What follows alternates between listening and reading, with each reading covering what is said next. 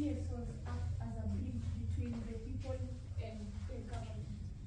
And in that regard, there are so many ways through which the CSO can play a role in ensuring that the views of the people that had and issues that are actually going on in the state are addressed, so that we don't, I think we often lose sight of what we are working towards and focus on the minor issues.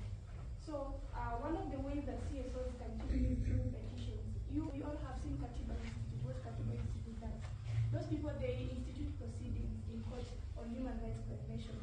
When you say, for instance, not the number of people who are killed on 2024, June 25th, you go and institute proceedings against, then you have that, you are mandated, or rather you have that right as a CSO. Another thing is through education, you see. We can only address this thing if we get to the roots. And how do we get to the roots? Is if we reach out to the people. And CSOs usually carry out things like workshops, like what we're doing here. Today you're having stakeholders, a stakeholders meeting. Tomorrow you're having a meeting with now the youth themselves. Listen to them. What do you guys want? What do they want? Listen to them and then you tell them, but do you think this is the right way to go? Do you think this is the right thing to do? And then you propose something to them and you realize that they're actually very, very reasonable people. They're not just out for money, they're not just out to have fun on the street and to put their grass parliament and things like that. And I'd say that such extreme forms of, I want to go to the state house, parliament, they're usually out of like pushed to the edge.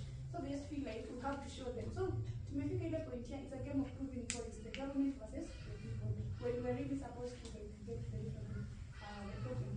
Now, another thing that, have I talked about education? Yes, we go, and it's very, very important. Now that we have already, we've established that the problem is poor governance. How do we address that? Poor governance can only be addressed through voting rights. We can have projects like project votes. We go and educate people. Let's say, let's mobilize people to vote, number one. Let's tell them why it's right, why they should vote. Don't just come, sit there. You see some people are saying, like currently what's going on, a group of people are saying, you people deserve it because we want to address this government. So they are laughing, but you're laughing, and at the same time, easy issues will affect their way. So it's not about, we're not trying to punish anyone. We're saying Kenya is one, and Kenya is for everyone.